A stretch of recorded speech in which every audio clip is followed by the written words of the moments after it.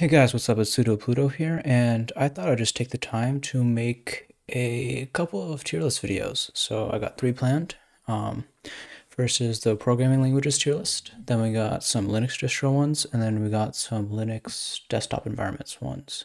So this video will be the programming language one. So just right off the bat, I won't be doing languages that I haven't worked with directly. I'll just be reviewing languages that I've used. And so a lot of these languages won't get ranked. If I am like familiar with the language, like I've done my research, but I haven't programmed along it, then I might put it on there. Because for a couple of these, like, because I did like the background reading and because I found something out about it, I decided like not to learn it, not to write it. And so I think I'll factor that also into the ranking.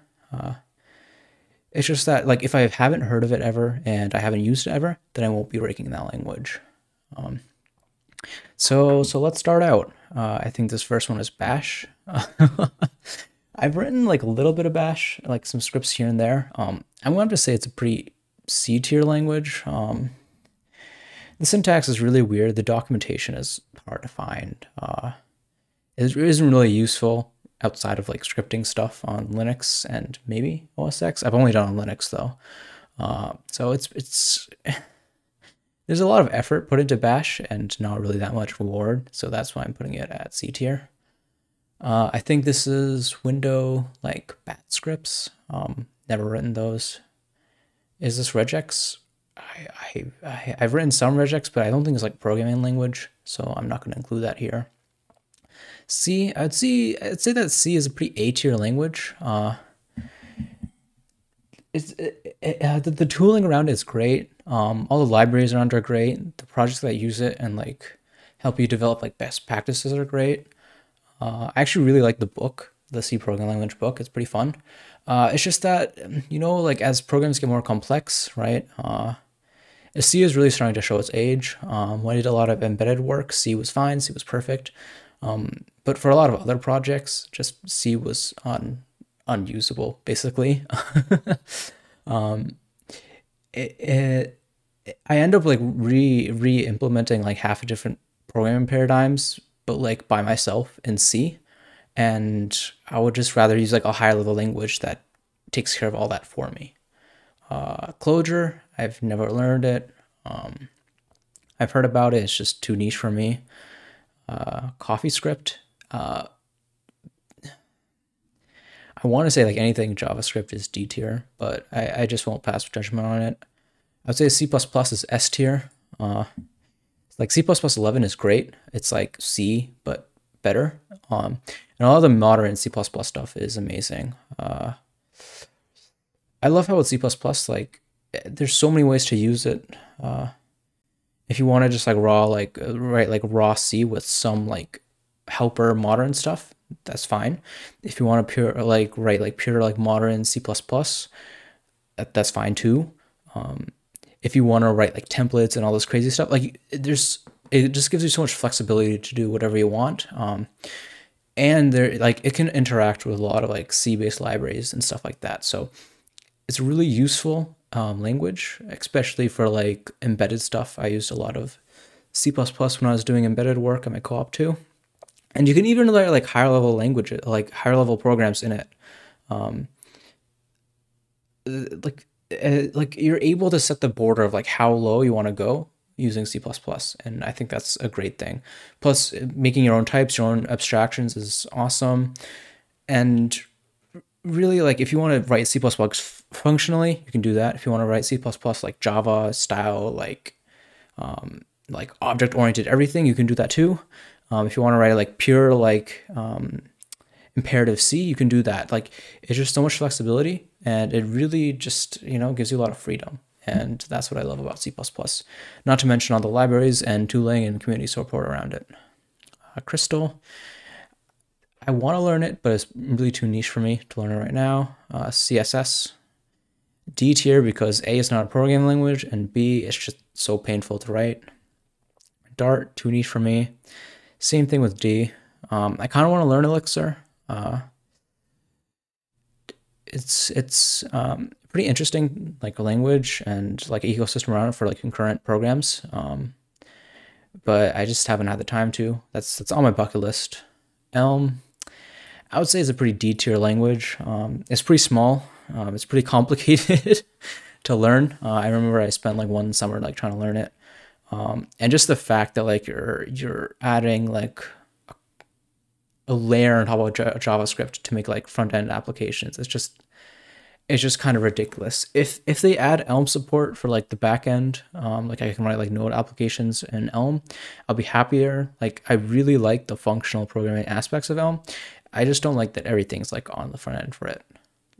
Grapes, I have no idea. Erlang, I think it's similar to Elixir. I want to learn it. Golang, I would say S tier. It's very similar to C++ and C. It feels very like Unixy. Like using it in Linux is awesome. I do appreciate the more like modern features that it brings, like standardized tooling. Like everybody uses Go format. Everybody uses like the Go package manager, right? And it's like modules instead of include files. It's really like, I would say Go does have like boilerplate, but it is like a really easy programming language to work with, especially for networking stuff. I've written a lot of networking and Kubernetes stuff using Go, and honestly, it was a pleasure to write. I would say that it's not like a general purpose language right now, but if I had to write like a network intensive like code, and I didn't want to like do a lot of like bootstrapping with C or C++ libraries, right? I would use Go. Like for right now, I'm taking a networking course, and instead of like using like raw C sockets and stuff like that, I think I'm gonna end up like using Go and their networking stack. This is I believe Hack, which is Facebook's fork of PHP. Never used it, probably never will. Haskell. I haven't learned Haskell. I don't think I ever will. I believe this is Hacks. Again, I don't make games, so I don't know this. HTML5. HTML is not a programming language, and it's also painful to write. Java, I would say Java is pretty...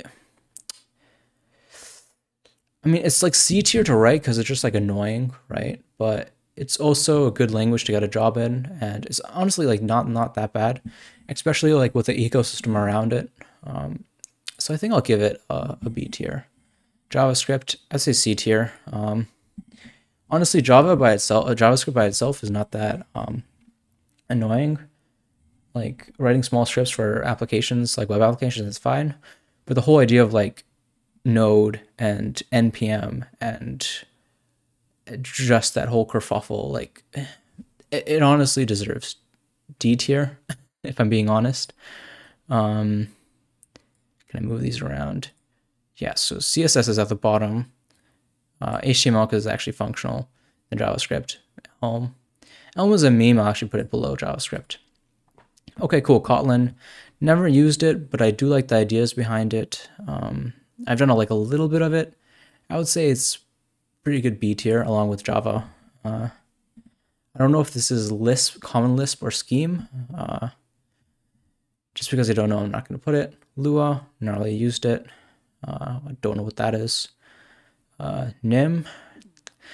I want to learn Nim, but it's such a new language that and I don't really see like the fit for it, to be honest. Unless it's kind of like a Go that has better interop with like C++ type thing. Objective-C, don't have any Apple products, so I've never used it. OCaml, haven't taken compilers yet, so haven't used it yet. Whatever this is, no idea. Perl, Tor, I have no idea what that. I think it's Perl. Never used it. PHP, same. Pony, same. PowerShell, same.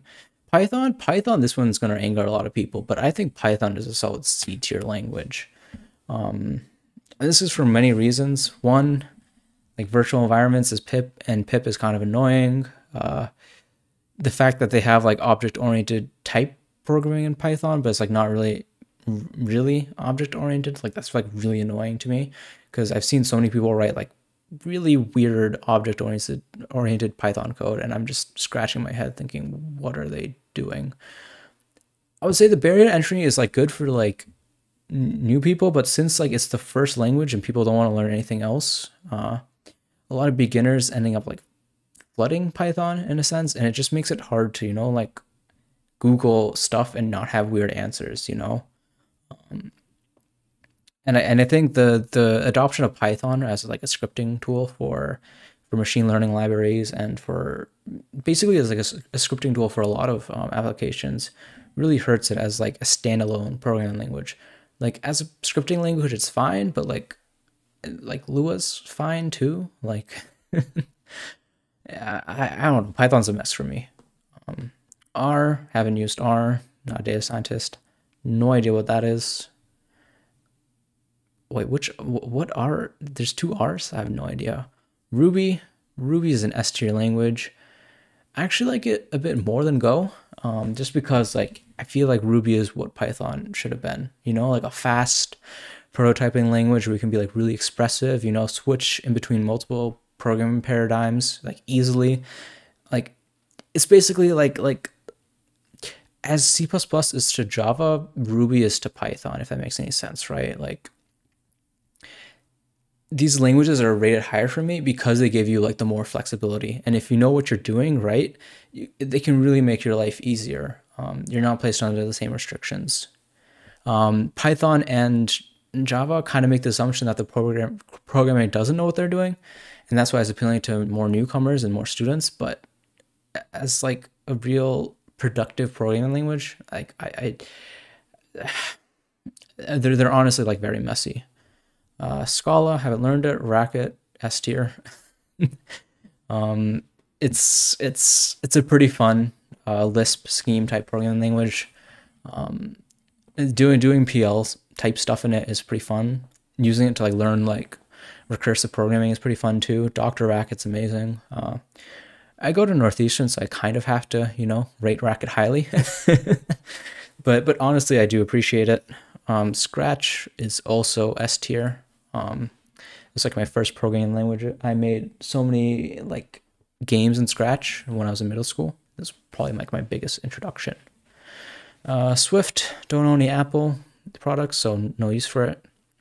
I have no idea what that is. Quill, I don't know. Latex, I would say Latex is like C tier. You can't even see that. I'd rather just use markup, like it's